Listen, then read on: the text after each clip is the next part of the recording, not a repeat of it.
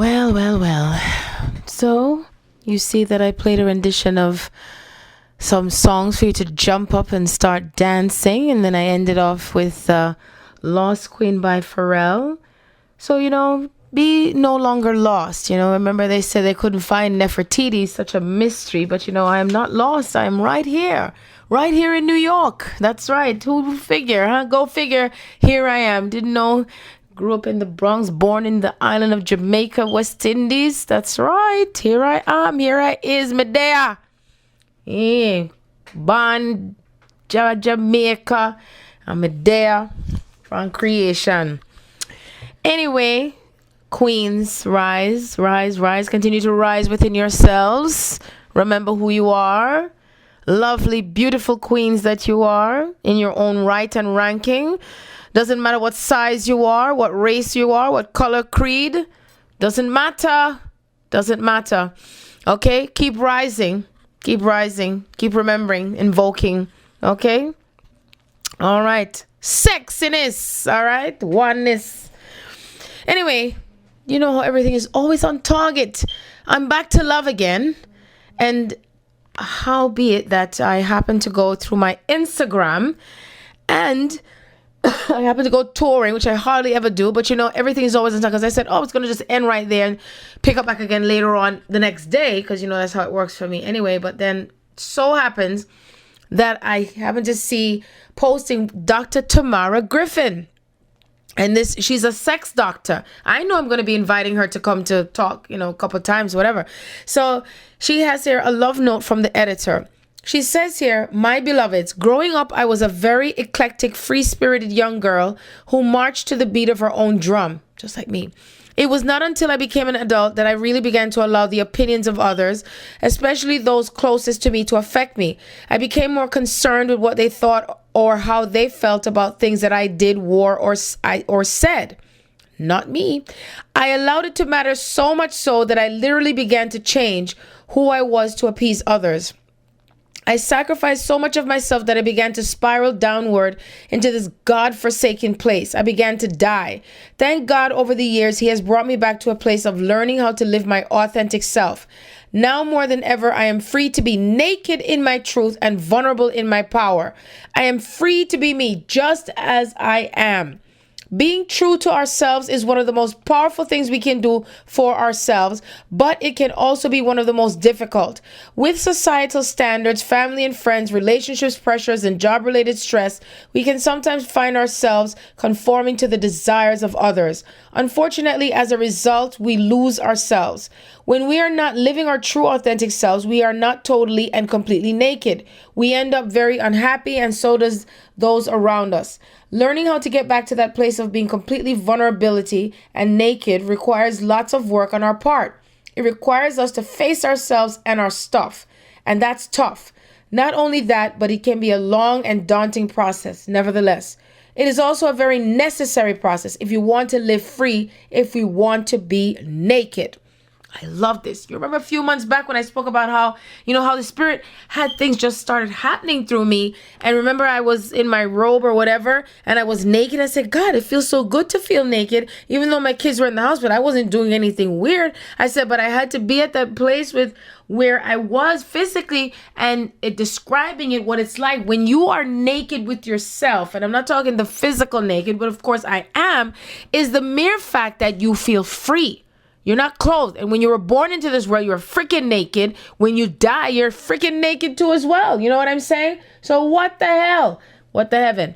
So anyway, the more free you become and free yourself and not, and you know what? As I know myself, God, every time I think about myself, I always do what me want to do. I dress how me want to dress. I look the way me want to look. Every time I think about it, I don't think I ever dress because of how somebody else wanted me to, or said anything because of how I said it. I think I've always been so free-spirited with how I want to be, and people always, kind of admired me anyway for standing up to what I said. So as far as I'm concerned, I am more invoked, more enhanced. It is to the 100th power. That's all I can say. Okay. So some of you who are just getting started now, woohoo, boy, wait till when you reach my stage, blasted old bomber clot, me say. At that time, you know, I'm going to say, what? At this minute, I miss all this time? You have no idea what it feels like to feel this free. I keep telling my girlfriends, they have no idea. Me know, so when they see me, they say, oh, Sharon, you look so good. Lady, happy? No, sir, you don't understand. Me talk about when you reach this level, you know, when you're to the 500th power, okay? When you're free like Ross and you don't give a rotted fuck. I tell you the time when David, I have to be very blunt about it, okay? I'm not going to be like, oh, yeah, I don't give a rot's ass. No. I tell you like it is how it feel. I tell you when my son called me when I come back from Florida and he said, Mommy, how you doing? You feel better now? I said, David, better please, I just don't give a fuck. That is how deep it goes. Okay? And then as time goes on, when you really let go of the control that people try to have over your creditors, the distance and you worry about what people want to do to your what? And it don't make no difference no more. What does that going to feel if you're dead and gone? What? So while you're in the body, this is how you're invoking yourself to truth, to freedom, letting go of all of that. When all them things of the world start to collapse in front of your eyes, okay? People on the other side know about stock market. People on the other side know about work for money. People on the other side know worry about what nobody think about them. People on the other side know worry about what this I gonna do and what John do and Peter do and something there. You understand me? People don't worry about them sitting there on the other side. They're free and they're joy. Why do you think when they leave them body and them have near-death experience, they say, boy, I don't want to come back at this backside, you know. Me want to stay which part me there. Me don't want to come back at this rotted place. Why you think what's in I said, no, you know, you have enough work still for you know. God, where me if you come back here, man? Me don't want to come back here. Me want to stay which part you there, you know. But you promised me, you know, darling, you promised me, you know, remember, you know. All right, how much longer? It won't be too long, man. It's a short little visit here go on. You soon come back, man. You soon come back. And you know, Jamaican people, you know, anytime here, Jamaican people say, how long you go for? Me soon come back, man. How far you go? I just down the road, man. Down the road? Where you there? You just go left, turn right, go back around, go around the bend and go back and go around the road and you go around the bank and you go. You know, everybody knows that Jamaican people, when you tell them, say, how far you go? I want long rotted place that you go, you know. And then when they say soon come back, you know, soon come back, a long rotted time that day. You wait forever and ever and ever. So me know say all of my West Indian people are dead with laugh right now because we know so it stay. Alright? So or maybe some of my Yankee friend then where, you know, I remember you know when me say Caribbean people, that means say your lineage Caribbean, it no matter, you know, understand what me I say, okay? And that's just a part of our heritage. I mean, no, see, some of you just love the Caribbean culture and stuff like that. And there's no need to hide this, and you need to understand and to know, because guess what? We've all been everything and all things. And I love being Jamaican. If I was to start over again, which me know, say me not come back into this backside, you know. Hear me tell you, say me done with this, yeah. But as I'm saying, if I was to do this, let me speak proper now. Sometimes if you speak proper, come you know, so there's some Jamaican people they prefer to speak tush because they don't like to speak the patois because it's not, you know, proper. You know, if you speak proper and speak is spooky, that's how it says in patois. It's not called Jamaican. And people that say, can you talk Jamaican for me? I'm not taught Jamaican. It's not no taught Jamaican. It's patois. Okay, Patois. It's not Patwa. Idiot. No, joke me I make. Stupid. Dummy. No. It's Patois. It's kind of French, you know. We almost speak French, you know. We almost speak Creole, but for some reason we end up speak patois. So it's like broken English. And it's not a language, it's a dialect, okay? So I speak 4 language, I think, and 2 dialect. But then again, I think I'm more than 4 languages because I speak outer space language to come. Me don't know what the backside it is. So anybody from outer space, raise your hand, okay? Me now go get for see, you know. And if you don't understand all of that language, them if it depend on the recording, come. Me don't remember nothing what me say, you know. But anybody understand what the heck me they say? Make me know, okay? Cause me don't know what me say. Me know what me I say right now, what me I talk. But me never know what me I say with the other language from way outer space. Alright? Don't make me know. Anyway, back to what I was saying. I hope you enjoyed my little rendition because, you know, that little part of me, I just can't help. I can't help but me have the little joke that I come now and then. I have to lighten up, you know, people. Sure. You have to just lighten up with things. And they can't just make things that couldn't have things that come out in an asshole. You know? Have to lighten up with things. Have a little joke now and then. Anyway, let me come back to love. Love and laughter. You know, that's what Aphrodite is about. You know, you never read about me. Look it up and look about myself and say, you know, look about myself. You know, talk about look about myself. But that's how I stay. Aphrodite was about love and laughter. And it make whole heap of sense, you know. Whole heap of sense. I am the epitome of love and laughter. That's my purpose, you know. It has always been my purpose. And guess what? As far as I'm concerned, I was that way as Nefertiti also. I was a businesswoman. I still am. Businesswoman, mother of all mothers. I had so many children, you know, 6 children, 7, I had 7 actually. I had more as Aphrodite. My goodness, 19 or more. Lord have mercy, I cannot imagine. I was just frolicky here and there. Children. Yes, mama. Where have you come to? Grandmama. You remember that one? And then the one about little old lady in the show. Oh, I think maybe they made that one just for me, you know. There once was a lady who lived in a show. She had so much children, she never know what to do. Me didn't know the rest of it go, so I can't finish it and done and make me know it go, alright? I'm on a roll here. Anyway, that's so much for the little laughter there, you know, can't help it, you know, I feel so free and frolicky. You know, I should be getting my sleep on, you know, but you know what, I'm so invoked in laughter and that little part of me that's so free and jolly and all that stuff, okay? So anyway, I'm going to get back to the topic that I was speaking about, as we spoke about this was, what was her name again, the doctor, I don't remember the doctor name, when she was talking about being authentic. Do you see how authentic she was being? She was being very authentic. She said, to heck with this. She's being authentic about everything to do with herself and to who she is, how she dressed, how she speaks, what she says, her culture, belief system. It's a lot of things that you let go of, you know. But you see, boy, me knowing myself, you know, Sharon, Andrea, me faced it from morning. That's the only thing music get in trouble for when me a little girl. I was always so blunt with the truth. Guess what? Me more blunter. Me just straight with the truth. My children look at me and they get nervous. They don't know what the heck is going to come out of my mouth. I mean, not saliva. I'm not going to spit. I'm kidding. Just joking. They're afraid. They're so afraid what I'm going to say. And I told them, don't be inhibited. Now, my son Brandon now, he's a total, what can I say? Oh, my Lord. He says whatever the heck to come out of his mouth. Trying to curb him a bit. He's very feisty.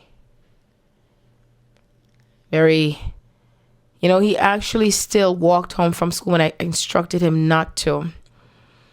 So you know what? I figured out something. I think someone that I'm going to ask to please set up to meet with him as a mentor. Yeah. But I'm going to let it be a surprise for him. I already have in mind who I'm going to have to talk to him. One-on-one. Man to man. 2 of them to be actual. And I'm sure it's going to make a difference. Really. Okay. So, you heard it firsthand from the doctor.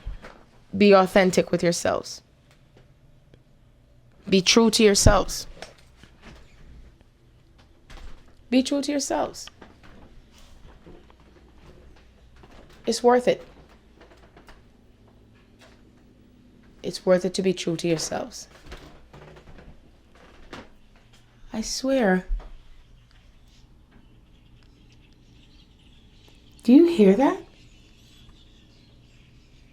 Wow. I'm going to open my window because you're hearing that. That's a whole bunch of birds. So loud. Those crows. You hear them? And then as soon as I open the window, they fly away. They're just like encircling. Because I'm like, I'm hearing this so loud. And my windows are closed. And it's like they know that I opened the window and they're gone. That's amazing. Wow, because that was pretty loud. They just have a lot to tell me, I guess. What can I say? But anyway, be true to yourselves.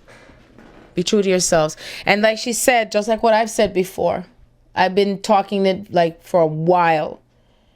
Been saying it. Being naked and true to yourselves. I told you there isn't anything that I have not spoken about or mentioned that anyone else has spoken that I have not mentioned as yet. You know, as God has told me, as God has told me that as I come to this one on the first, I come to the next on the second.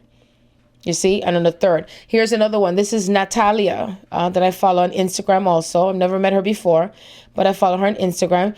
And it's a posting of a woman who's by the beach and she's naked, but she's covered in like a, looks like a nightgown, but she's, you know, you just see she's naked, partially naked. And it says here, the quotation is, she was free in her wildness. She was a wanderess, a drop of free water. She belonged to no man and to no city. Roman pain. You see, so what this says is that she belongs to herself. We all belong to ourselves. After all, I did say that when you were born, even twins, triplets, no one is born at the same time. I mean, except like if two different mothers in two different locations, I've heard of cases like that. But as far as from the same mother, born, you know, on their own, you're born by yourself. You're born by yourself. So, and you're naked. You are naked. So,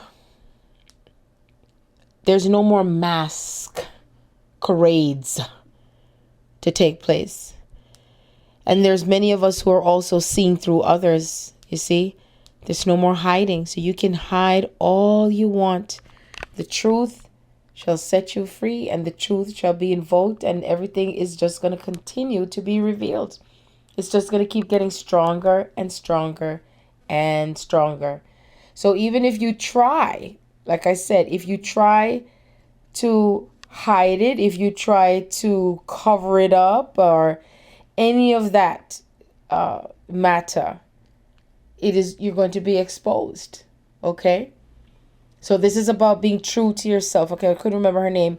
Dr. Tamara Griffin, that is her name. So Dr. Griffin, I thank you very much for your expression of words and your authenticity. I thank all of the females, everyone who is remaining authentic within themselves. Truly, I do. I truly do. This is extremely important to help those who are having a difficult time with being authentic with themselves too as well. And sometimes I guess it takes going through life experience for you to get to that place. You know, and as time goes on, as each person is starting to do the same thing, it's gonna continue on that path and that pattern. And so be it. So anyway, so speaking of Dr. Tamara, who is a sex doctor, I'm going to go back to the topic at hand, to what I was talking about, which I printed this out back on February 8, 2015.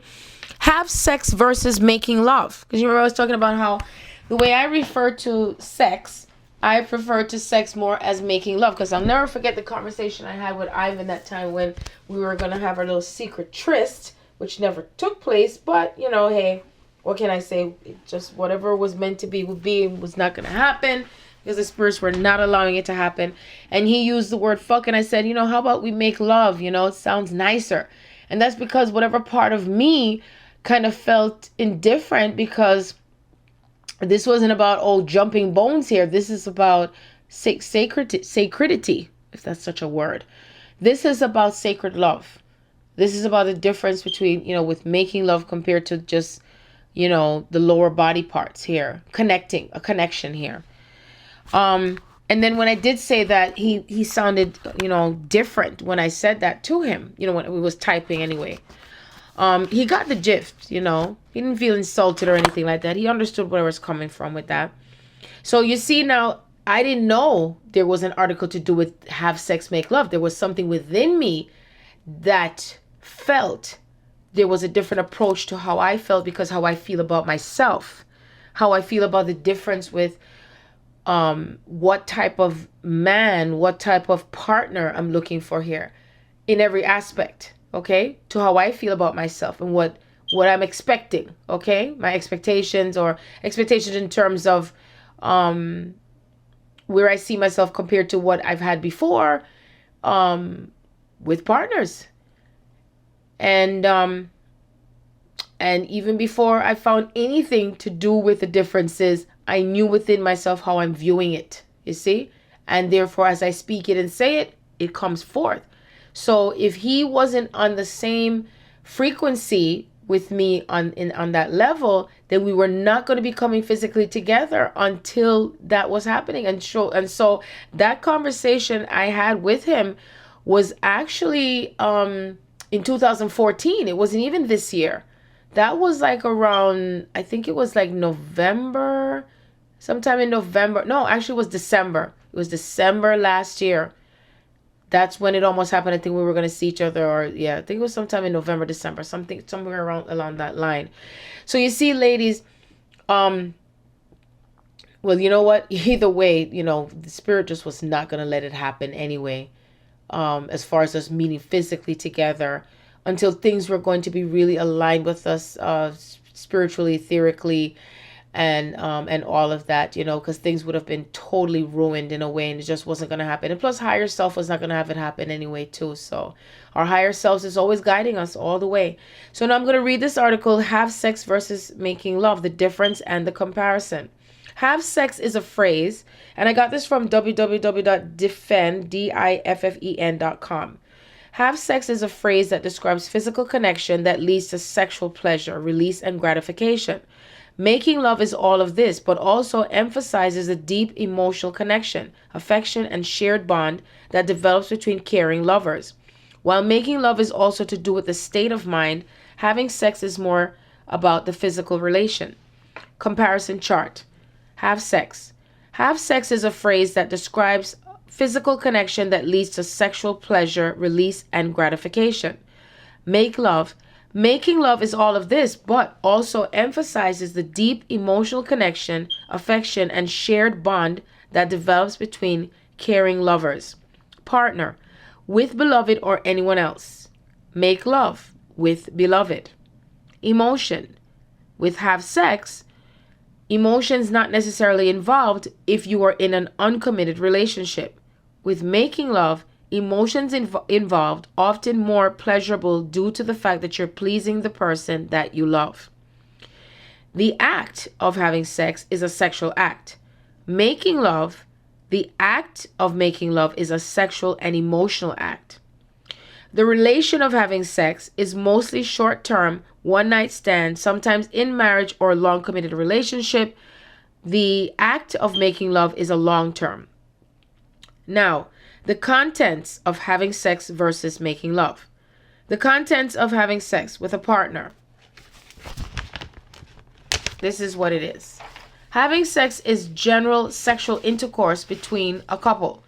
This is irrespective of the fact that they share love or any bond between them, while making love reflects a feeling of affection associated with sexual intercourse. Making love also implies being intimate with your partner, not only physically but also mentally, while having sex is just an urge for intercourse. One may have sex with any person, needn't be their partner, spouse, beloved, etc. It can also mean casual sex with anyone, while making love is generally referred to intercourse with a partner, spouse, or beloved. In simple words, with one you care for or are emotionally attached to. Emotion. Having sex doesn't extend beyond sexual intercourse, and more often than not, there isn't any emotion between the couple. On the hand, emotional attachment, including infatuation, in the beginning of a relationship, is there when making love. It is sharing over all intimacy. Some people also suggest that making love is an expression of love though having sex isn't, because love might not be involved. Urge. Having sex may just satisfy one's sexual urge, while making love may please a person's physical, emotional, sexual, and mental urges. It can be said that having sex is merely restricted to a physical act, while making love goes to include other urges also. Action. A few people also might believe that having sex is when sexual intercourse is fast and quick, while making love is when they're having slow and tender sexual intercourse. Now, how many of you have heard of hedonism? Hedonism is, this is the definition of it, the pursuit of pleasure, sensual self-indulgence. The synonyms are self-indulgence, pleasure-seeking, self-gratification, lotus eating, Sybaritism, more intemperance, immoderation, extravagance, luxury, high living. Example, they feel that television promotes hedonism among all its viewers, especially children. The antonyms, self-restraint. The ethical theory that pleasure, in the sense of the satisfaction of desires, is the highest good and proper aim of human life. So, there is a place called hedonism in Jamaica, the island of Jamaica I'm talking about. And so I looked it up in Wikipedia, and this is what it says. Hedonism is a school of thought that argues that pleasure is the primary or most important intrinsic good. In very simple terms, a hedonist strives to maximize net pleasure, pleasure minus pain. Ethical hedonism is the idea that all people have the right to do everything in their power to achieve the greatest amount of pleasure possible to them, assuming that their actions do not infringe on the equal rights of others. It is also the idea that every person's pleasure should far surpass their amount of pain. Ethical hedonism is said to have been started by Aristippus of Cyrene, a student of Socrates. He held the idea that pleasure is the highest good. Etymology. The name derives from the Greek word for delight, pleasure, cognate with English. American civilization. In the original old Babylonian version of the Epic of Gilgamesh, which was written soon after the invention of writing, Siduru gave the following advice: fill your belly, day and night make merry. Let days be full of joy, dance and make music day and night. These things alone are the concern of men, which may represent the first recorded advocacy of a hedonistic philosophy. Ancient Egypt. Scenes of a harper entertaining guests at a feast was common in ancient Egyptian tombs, and sometimes contained hedonistic elements, calling guests to submit to pleasure because they cannot be sure that they will be rewarded for good with a blissful afterlife. The following is a song attributed to the reign of one of the Intef kings before or after the 12th dynasty, and the text was used in the 18th and 19th dynasties. Let thy desire flourish, in order to let thy heart forget the beautifications for thee. Follow thy desire as long as thou shalt live. Put myrrh upon thy head and clothing of fine linen upon thee, being anointed with genuine marvels of the God's property. Set an increase to thy good things. Let not thy heart flag. Follow thy desire and thy good. Fulfill thy needs upon earth after the command of thy heart, until there come for thee that day of mourning. The classical schools of antiquity. Democritus seems to be the earliest philosopher on record to have categorically embraced a hedonistic philosophy. He called the supreme goal of life contentment or cheerfulness, claiming that joy and sorrow are the distinguishing mark of things beneficial and harmful. The Cyrenaics were known for their skeptical theory of knowledge. They reduced logic to a basic doctrine concerning the criterion of truth. They thought that we can know with certainty our immediate sense experiences. For instance, that I'm having a sweet sensation now. We can know nothing about the nature of the objects that cause these sensations. For instance, that honey is sweet.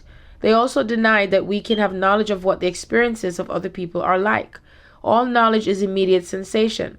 These sensations are motions which are purely subjective and are painful, indifferent, or pleasant, according as they are violent, tranquil, or gentle. Further, they are entirely individual and can in no way be described as constituting absolute objective knowledge. Feeling, therefore, is the only possible criterion of knowledge and of conduct. Our ways of being affected are alone knowable. Thus, the sole aim for everyone should be pleasure. Cyrenaicism deduces a single universal aim for all people, which is pleasure.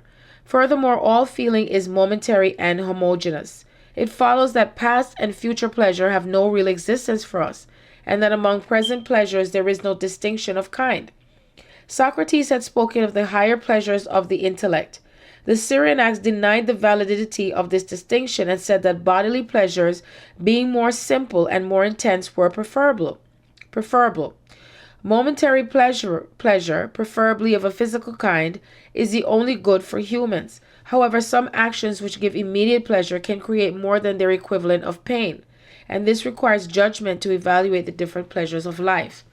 Regard should be paid to law and custom because even though these things have no intrinsic value on their own, violating them will lead to unpleasant penalties being imposed by others. Likewise, friendship and justice are useful because of the pleasure they provide. Thus, the Cyrenaics believed in the hedonistic value of social obligation and altruistic behavior. So now there is a hedonism in Jamaica, the island of Jamaica, which is in Negril. It's a nudist resort. And what it does, it breaks the boundaries of other nudist resorts. It says they're here. There's never too much of a good thing. People travel from far and wide to live out their fantasies and escape all inhibition. Leave the mundane day-to-day behind. Explore yourself as you explore the spectacular environment of Negril, Jamaica. Take a nude vacation and be no one but your beautiful self. At our resort, you can sleep in and stay up late, give up counting calories, have a drink before noon, dine in shorts, talk to strangers, don't make your bed, go skinny dipping, don't call your mother, let your hair down. Hedonism is a sandbox for your inner child and nourishment for the mind, body, spirit, and soul, with absolutely everything included in one upfront price. You never have to think about money, not even tips, just what to do next. Coming to Jamaica? Curious about nudist resorts? If you're staying at a nearby hotel and want a taste of the world-famous hedonism, check out our day or night passes. So anyway, I'm not advertising hedonism. I'm speaking of it. And it's so interesting that they're referring to the inner child and nourishment of the mind, body, and soul. So they're not only indicating that it is representation of nudity. You don't have to be nude to be there. But it's indicating that you can be yourself. No criticism, no judgments whatsoever. So if you want to be in a place where you can be nude and you don't care what anybody says, or it's your choice, it's your prerogative. I personally will not do it, but to each his own. No need to judge whether somebody chooses to or not. It exists, and that's what it is. How interesting that you can be yourself no matter what, no judgments. Okay? So I printed out this article since March. I wasn't even sure if I was going to talk about it, but you know what? If I'm led to it and it comes up, then that means I'm supposed to talk about it. So here I am. 5 reasons every woman should masturbate. Woman lying in bed on back. Masturbation is typically an act more commonly known to be performed by men who need to relieve themselves of sexual tension. But this act of petting isn't just one for the boys. In fact, female masturbation or self-pleasuring is a necessary discovery tool that every woman should adopt in her weekly routine. Why is it a good idea for women to pleasure themselves regularly? Here are 5 reasons why every woman should pet herself. And this is from the Black Doctor newsletter. Number 1, learn your sexual triggers. Sexual arousal can be a tricky thing, especially when it pertains to which areas of the vulva are the most sensitive and reactive in getting to the point of no return, the point of orgasm. By practicing self-pleasuring, a woman can discover which areas of the vulva, lips, pubis mons, clitoral hood, clitoris vaginal opening are most reactive during stimulation for sexual arousal. Learning sexual triggers is key in a woman's ability to orgasm during sexual activity. Number 2, experience an orgasm. It is a fact that over 70% of women do not experience an orgasm during penetrative sex, and this is partially due to the lack of clitoral stimulation provided during intercourse. Many women go through life believing they don't have the ability to orgasm, while others know the possibility is there, yet never experience the euphoric experience of a climax. By using one's hands or the assistance of vibrating accessories, a woman can experience an orgasm and truly know what it is like to reach a peak during sex. Once an orgasm is experienced, she will never have to question this ability again. Number 3, become aware of your states of arousal. There are several stages of arousal before reaching orgasm, and the vulva, vagina, and entire body go through a range of changes. Masturbation is a great way to become aware of how the body changes and to know when an orgasm is on its way. Take the time to relax in a hot bath and explore. 4. Become comfortable with your sex parts. It's shocking to hear about the number of women who have never touched their private parts, let alone can recognize which parts are which. Practicing self-pleasuring is a great way for a woman to become comfortable with herself and to unify with her sexual anatomy. It is important to know the difference between the vagina and the urethra and to know the placement of the clitoris. The clitoris plays a central role in female arousal and orgasm. The key component to great sex is knowing thyself. And there is no better way for a woman to know herself than to explore her nether regions with love. Number 5. Bring your body into balance. Having an orgasm brings balance to the body by releasing endorphins, balancing hormones, relieving pain, lowers stress, and reduces anxiety, amongst other benefits. Reduce stress at the end of the day by setting aside a period of time to incorporate deep breathing and masturbation. Getting past the shame of pleasuring self requires for one to get out of her own head and come into the realization that she's an adult that is allowed to explore her body, be happy, be free, and be unashamed. And this is by Tayomi Morgan Glamzon. Tayomi is a freelance writer, model, and sex educator with a deeply rooted passion for spreading the message of sex positivity and encouraging the masses to embrace their sexuality. Her website, www.sexpertiomi.com. That's www.sex, P as in Paul, E as in Edward, R as in Robert, Tom, Y as in yellow, O, M as in Mary, I as in ice cream.com. And you can go on that website if you wish to receive further information. Very important, women, to understand your bodies. If you don't know your body, how can you expect to have a healthy partnership relationship with your beloved? It's important for you to know your body. It is time for the cycle to end with just these lower temporal type of sexual activity. It is time for you to know yourself. It is time for you to really know what it's like to have a sacred love partner. What it is like. What it is like to be no longer experiencing the stress levels and all the things that you go through in life, and the difference it'll make with your body and the cells of your body. It's a natural thing to do, okay? And all the taboos and everything that you've been taught that it's dirty and it's nasty. It's a lot of releasing that we're doing here, a lot. Okay, so I'm going to go to the next topic. This is from My Tiny Secrets for Grown-Ass People. Her title is 10 Wicked Reasons You Should Be Masturbating More Often. Posted by Alexandra Jameson on July 20th, 2015 in Conscious Sexuality. Masturbation is both a powerful healer and an incredibly uncomfortable topic to talk about. Yes, everyone masturbates, and yes, we should also be doing it more.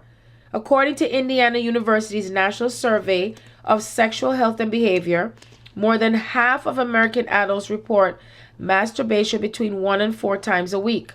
Masturbation, though, has developed a bad reputation mainly because religion and culture tells us it's a sin. And why do you think? Because they don't want you to reach higher to heaven. That's why. And I don't care if you want to say it's blaspheming. Because you see, that's the reason why half the world is in the problems that it's in. Because the more we seek to go higher, which is the self-pleasure and love and creating love, of course, if we stay in control and the power and, they want to cut off women's clitoris so they don't stay within their high level of consciousness and, frequency and all that stuff. So, stay lower in the third dimension, because if we remember to take back our power now, take away the power from each person, can't keep them to know themselves to who they are. Well, poo-poo on you, because guess what? A lot of people are going to be waking up even more now. It is time for you to understand yourselves mentally, physically, spiritually, okay? Know your bodies. Know what it is that's happening here through you. Your body is a powerful machine. Powerful. You are powerful within yourself. You're powerful within your own right to what is happening here. Okay? As I go on reading. As a result, many of us feel at least some trace of shame, guilt, or even fear when practicing this very natural act. But with all its incredible and scientifically proven benefits, it's time to finally embrace masturbation. According to 2009 University of Michigan study, orgasms cause the body to release dopamine, endorphins, and oxytocin, the love and bonding hormone. The boost of these hormones in turn lowers cortisol, a main stress hormone. Chronically elevated cortisol levels lead to inflammation, stress eating, insomnia, and weight loss resistance. This means your pleasure-powered workouts will help lead to a toned body. Number 2, higher levels of oxytocin makes us feel happier, which keeps those emotionally triggered food cravings for sugar, cheese, and other comfort foods at bay. Oxytocin levels are usually increased simply through the physical stimulation of the clitoris, vagina, cervix, and breasts. So even if you don't reach climax, you'll still release the powerful neurotransmitter. Number 3, why it improves sperm quality. Oh, before that, it makes you healthier. I forgot to, say that. And before that, it makes you relaxed. It also gives you reasons to make you feel wonderful. Okay? Forgot to read that part. It improves sperm quality. Why? There is less DNA damage and fewer motility problems with fresh sperm. Number 4, it is physically healing. That's another reason. Okay, so I finished reading that article. The next thing I'm going to read is The Sacred Purpose of Orgasm, which is also by My Tiny Secrets for Grown-Ass People. You can get this from mytinysecrets.com. They have a lot of sexual information, which is not just about sex. This is more on a higher level to do with sexuality and consciousness as well. Because everything plays hand in hand. And the reason why this topic was led to at this point in time, because this is as we're going higher and higher in consciousness, and what this leads to in combination to the dancing, the laughing, and all that stuff. Because remember, I told you that what Spirit has shown me is that the highest level of frequency and staying there is creating love. Okay, so The Sacred Purpose of Orgasm, which was posted by Adina Rivers, which was on October 11, 2014 that she posted this. Your scientists and doctors would tell you that an orgasm is a matter of blood and nerve endings. This physical explanation is not at the tip of the iceberg. Your orgasms take place in a realm that remains largely invisible to most of you. The following words have been channeled by a psychic medium and are supposedly coming from an extraterrestrial species called the Pleiadians. No, I'm not nuts, so don't even go there and stay with me. The message is amazing, powerful, and empowering, and to me, this is all that counts. I don't care where it comes from. You might believe in other species alive in this universe or not, but the message hits the current zeitgeist. Read it, just do it, and do it without any judgment. All right, I love it. Came from the planetary system. The Sacred Purpose of Orgasm, a message from the goddess Indiana. In the Pleiades, we have always known and have always taught our children the sacred purpose of orgasm. This knowledge has been kept from you by the tyrant consciousness that has controlled this plane, third-dimensional planet Earth for the past 6,000 years. The tyrants found it was much easier to control your species if they brainwashed you with sexual guilt and suppressed your natural sexuality. The power that flows through your body is the same power that allows the rest of us, yes, you are not alone, to access the myriad of nested layers of multidimensional realities that exist and have always existed all around you. Doctors will tell you that an orgasm is a matter of blood and nerve endings. Your scientists and doctors will tell you that an orgasm is a matter of blood and nerve endings. This physical explanation is not even the tip of the iceberg. Your orgasms take place in a realm that remains largely invisible to most of you. Okay. When you experience that sweet ephemeral pleasure you call orgasm, something is occurring in the invisible realm, which is very powerful. If you were able to see the waves of energy that pour from your bodies at the moment of orgasm, you will be very careful what you think about when this happens. These are waves upon waves of energy generated by your chakras, energy centers, your endocrine system, and your physical reactions. Be very careful what you're thinking. These waves of energy correlate precisely to your thoughts, meaning your consciousness. As you release these frequencies, an entire package flows out into the invisible realms. This is why it is very important for you to be careful what you're thinking at this moment. Those who are foolish enough to tune into dark thoughts such as pain and bondage during their sexual experiences will find themselves plugged into a lower plane of consciousness with some very draining companions. All those wonderfully hideous images painted in the Middle Ages will give you a good idea of the company you can expect to keep. Your lust will increase, but it will never really be satisfied. Not only will you hook yourself up to some very nasty entities, but you will find your sexual experience limited and limiting. Your lust will increase, but it will never really be satisfied. Those lower dimensional forces which you have invited to feed upon your orgasmic display will not want you to move on. They will always want more from you. This is why pornography, especially the victim style of pornography, has very big cooties. These negative, draining, parasitical entities can easily be felt even in cyberspace. A sacred orgasm draws pure souls. If you want to use your experience to uplift you and your lover, then you both must focus on your mutual consciousness. Your endocrine system works in tandem with your chakras to emit waves of energy. These waveforms have the frequency and even color which correspond precisely with the level of your consciousness from your thoughts. These waves can be seen by those souls who are waiting in the invisible realms for an entry frequency. In simple terms, if you want a child when you're in sexual union, your orgasm will attract the level of consciousness you are creating. You will attract to you the type of consciousness you are generating. Magnetism is the law of the invisible realms. Like attracts like. The child's soul is attracted to a similar consciousness, meaning whatever thoughts you're having while you're making love. Your orgasm is an exact expression of your consciousness. If you're drunk or on drugs, you will attract a soul from those realms. If you're angry or having some dark fantasy, then you will magnetize a soul from those realms. Consciousness is everything, even in the act of lovemaking. Even if you're not creating a child, you're still sending out masses of energy onto the earth plane and into the invisible realms. This energy greatly affects everything, including the fertility of your fields, the quality of your lives, and what you call nature. The energies of orgasm can lift the entire planet if properly done. Massive, deep, sacred orgasmic wave fields. It is very important to realize the differences between men and women in this matter. In the physical world, the woman is the receptive generator, yin, and the man is the creative instigator, yang. If the man wants to enjoy the full and subtle nuances of sacred orgasm, he must patiently, sweetly, lovingly, and deliberately lift the frequencies of his lover. The fact is that when a woman generates massive, deep, sacred orgasmic wave fields, so will her partner. Their union will prolong his orgasm with hers.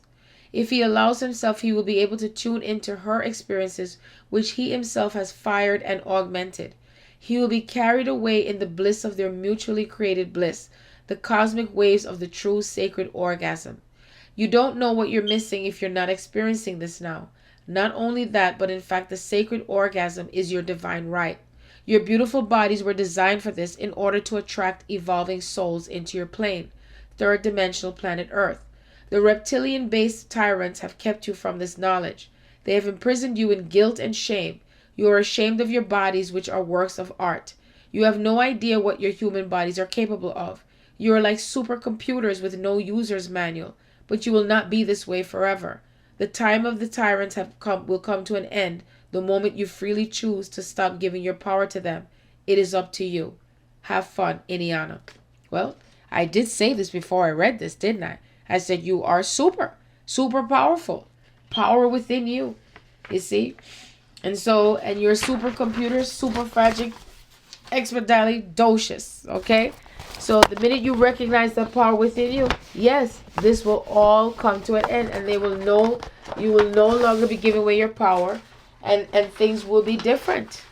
You are the most awesome, powerful, creative energetic being that could ever exist. So now the question is, which I'm going to read now, another article that I printed since January 28th. Can you imagine? I know it's November. Are you in a sacred relationship? Ask yourself this question. Maybe you are, maybe you're not. So here are the clues. This was posted by Adina Rivers on July 17, 2014. As we enter into a new age, we begin to understand that relationships are about creative partnerships. They are about soul bonding, experiencing the self and the self as other, and about co-creating. The following article has been written by Celia Fenn. It touched me on many levels as I have experienced many of these same shifts in my own relationship. Celia looks at these shifts from an often overlooked metaphysical perspective. Enjoy. Relationships are one of the key areas where the tidal wave of change is being most intensely felt. Maybe this is because the need to relate and to be loved and accepted is such a key human need. And it has become a place where old energies need to be released to allow for new forms and structures. The old ways of relation. The old paradigm of relating is often based on physical attraction or magnetism. The concept of chemistry, love at first sight, and many other romantic concepts fostered by endless movies and novels was the motivating force. The concept of chemistry, love at first sight, and many other romantic concepts fostered by endless movies and novels was the motivating force. Number one, it was all about what you look like. And this was accompanied by whole industries to ensure that you stayed youthful, slim, and sexually attractive in order to ensure that you would attract a suitable partner. This, it was argued, was nature's way, and the best-looking humans attracted a partner and reproduced their genes. Well, maybe so, but human relationships are not just about reproduction. They no longer need to be. There are enough people on the planet to allow us to begin to remodel relationships as about something other than sex and reproduction. Number two, it was all about predetermined roles. Also, when two people enter into a conventional marriage, the force of the archetypal energy is often so strong they're almost compelled into predetermined roles. Many people who swore they would never end up replicating their parents' marriages did just that. Why? Because despite good intentions, the archetypal impetus of the marriage system built up over thousands of years tends to take over and create the reality. Men and women fall into provider and nurturer roles, or they enter into power games to see who can dominate and who will submit, or they play victim, abuser, rescuer dramas. Yep, that's me, rescuer. And quite often, they pattern these dramas on their parental models. These patterns are learned in childhood as the child observes the parents in their dance of relationship, and the subconscious records all the details for future reference. In metaphysics, we call this the inner child drama, and it contains all the unresolved issues of both that family experience and probably many past life family experiences where the soul has played out all the roles in the family drama. As we enter into a new age, we begin to understand that relationships are about creative partnerships. They're about soul bonding, experiencing the self and the self as other, and about co-creating. They're not prisons and were never meant to be. They're about feelings, being able to share and communicate the full spectrum of feelings to and with another person.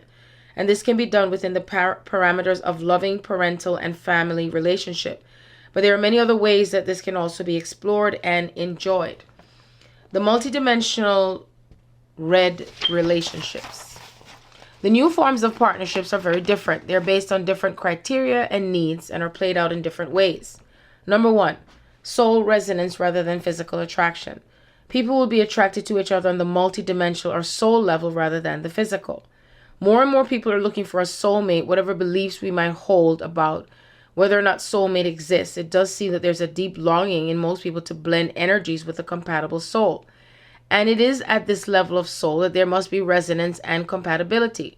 This does not mean that the partners will agree on everything. In fact, if they did, the relationship would probably not work.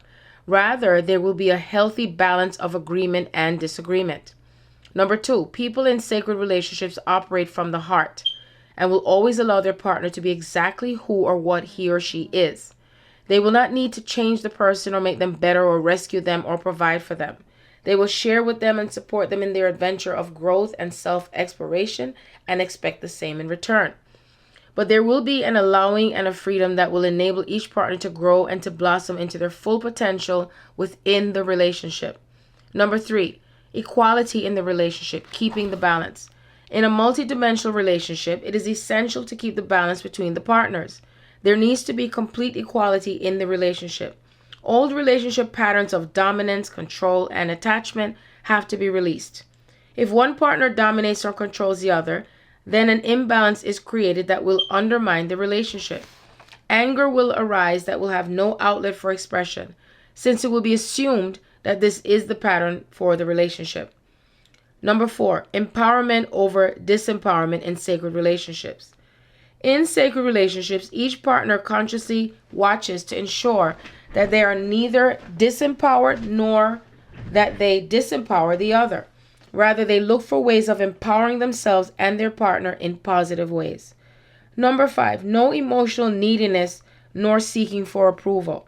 When there is no dominance of one by the other, and there is an allowing of what the other person is, then there is no reason for the approval-seeking behavior that is so often part of old energy relationships where one partner constantly seeks the approval of the other. There is no emotional neediness or fear, just acceptance and love.